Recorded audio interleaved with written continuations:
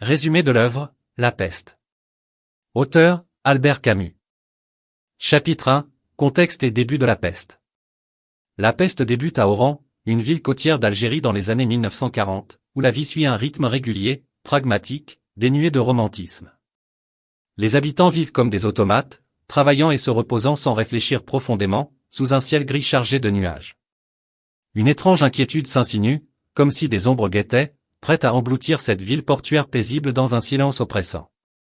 Le narrateur, révélé plus tard comme le docteur Bernard Rieu, décrit un jour ordinaire brisé lorsque des centaines de rats morts apparaissent partout dans les maisons, sur les rues, dans les ruelles sombres avec des yeux troubles et du sang coulant de leur gueule. Les gens râlent sur cette gêne, les balayant, ignorant le danger imminent. Des murmures se propagent, portant une vague peur à travers les rues calmes. Rieu, qui vit avec sa vieille mère dans un petit appartement et se consacre à sa vocation médicale, s'alarme lorsque le concierge de l'immeuble Monsieur Michel tombe malade. Michel souffre d'une fièvre intense, de ganglions enflés au cou et à l'aine, se tordant de douleur avant de mourir, la peau violette. Rieu reconnaît les signes classiques de la peste, une maladie ancienne qu'on croyait oubliée, ressurgissant comme une malédiction terrifiante. Il alerte rapidement les autorités, parcourant les rues désertes, le cœur battant à l'idée d'une catastrophe imminente, mais elle temporise, craignant la panique et les pertes économiques dans ce port animé. Pendant ce temps, les cas se multiplient vite, de quelques morts isolés à des dizaines par jour, corps noircis, sang jaillissant de la bouche, gémissements résonnant dans la nuit. Rieu se prépare à une longue lutte, la tension montant face à la tempête qui approche. Oran est complètement isolé lorsque les autorités ne peuvent plus nier, les portes se ferment, les navires s'arrêtent, les communications avec l'extérieur sont coupées. Les habitants passent de l'indifférence à la panique, les cloches funèbres sonnent sans cesse, l'air lourd comme avant la fin du monde. Rieu rencontre Tarou, un étranger mystérieux qui note tout, et Rambert, un journaliste parisien coincé, tous deux bientôt confrontés au cauchemar. Cottard apparaît, étrangement ravi du chaos. Chapitre 2, La peste fait rage et l'isolement commence. La peste se répand rapidement, transformant Oran en une ville morte où des centaines périssent chaque jour, les hôpitaux débordés, les corps enterrés à la hâte dans des fosses communes. Les plaintes emplissent l'air, une légère puanteur flotte, assombrissant davantage le ciel. Les autorités imposent un confinement strict, transformant Oran en une immense prison, la tension montant à chaque instant. Rieu travaille sans relâche, courant d'une maison à l'autre, affrontant des scènes horrifiantes, des enfants rendant leur dernier souffle avec des yeux enfoncés, des parents pleurant sur des corps froids, des soignants épuisés sans remède.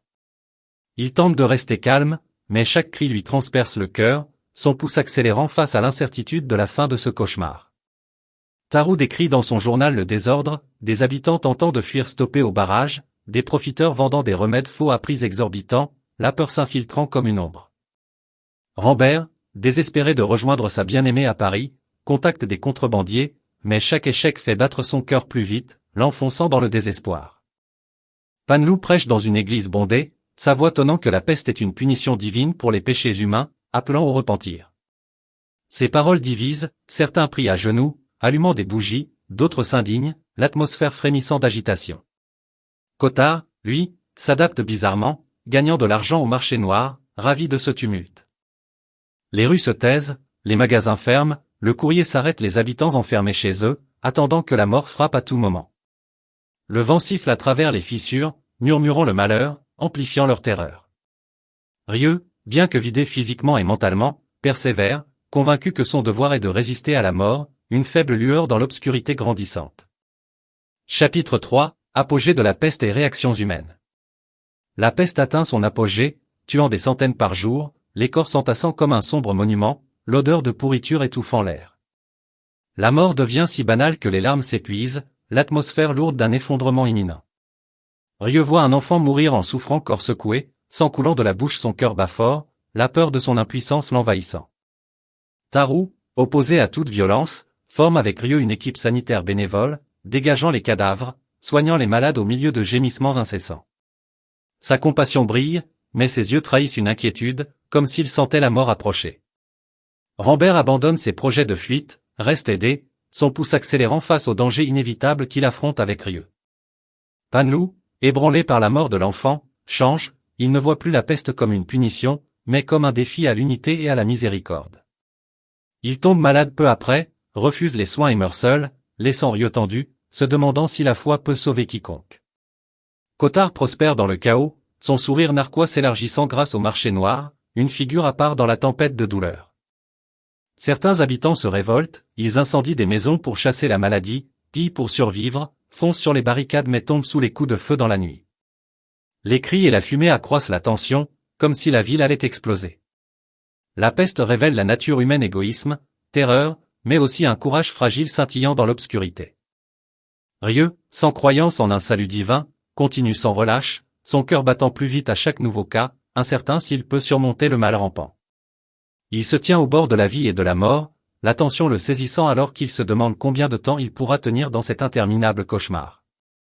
Chapitre 4, Déclin de la peste et leçons tirées. Après des mois de désolation, la peste s'affaiblit soudainement, les décès diminuent, les patients guérissent, ravivant un espoir ténu dans les âmes épuisées d'Oran. Les cloches funèbres sonnent moins souvent, l'air s'allège, mais Rieux reste prudent, son cœur battant à l'idée d'un retour. Tarou, son fidèle compagnon, contracte la maladie dans ses derniers jours et meurt après une brève lutte, une perte qui frappe Rieux comme un coup de poignard. Rambert, renonçant à fuir, reste pour voir les portes d'Oran s'ouvrir. Les gens envahissent les rues, s'enlacent en pleurant, rires et sanglots se mêlant dans une ville longtemps silencieuse. Rieux retrouve sa mère, soutien discret durant les jours sombres, mais apprend que sa femme est morte dans un hôpital lointain, son cœur se serrant de solitude croissante. Oran échappe à la peste, mais porte des cicatrices profondes, des milliers de morts, des familles brisées, une foi ébranlée. Le vent souffle dans les rues vides, un rappel sinistre des horreurs passées, maintenant Rieux en alerte malgré le calme. Il n'a pas de réponse définitive à la douleur, seulement la conviction que résister au mal est la seule dignité humaine. En repensant à ces mois, le cœur de Rieux s'accélère en se souvenant des patients qu'il n'a pas pu sauver. Il voit la valeur de la vie non dans des idéaux grandioses, mais dans la persévérance et la bonté au milieu des ténèbres. Tarou a légué un héritage de miséricorde, Rambert une transformation de l'égoïsme à la solidarité, des leçons gravées dans son esprit. La peste enseigne une vérité brutale, la vie est fragile, le mal toujours tapis, mais l'humanité doit se relever. Rieux regarde la ville renaissante, la tension pesant sur lui à l'idée d'une nouvelle épidémie, mais une détermination silencieuse s'éveille: continuer, préserver cette faible lueur d'humanité, peu importe le prix. Chapitre 5, Conclusion et signification philosophique. Rieux se tient sur un toit, observant Oran célébrer la liberté, mais son cœur bat vite, sachant que la peste ne dort que temporairement, prête à ressurgir.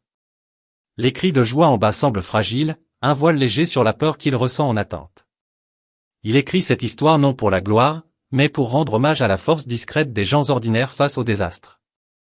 Rieux incarne une résistance acharnée et l'humanité dans l'obscurité, Tarou aspire à la paix, rejetant toute violence, Rambert passe du désir personnel à l'unité, chaque pas tendu face au danger.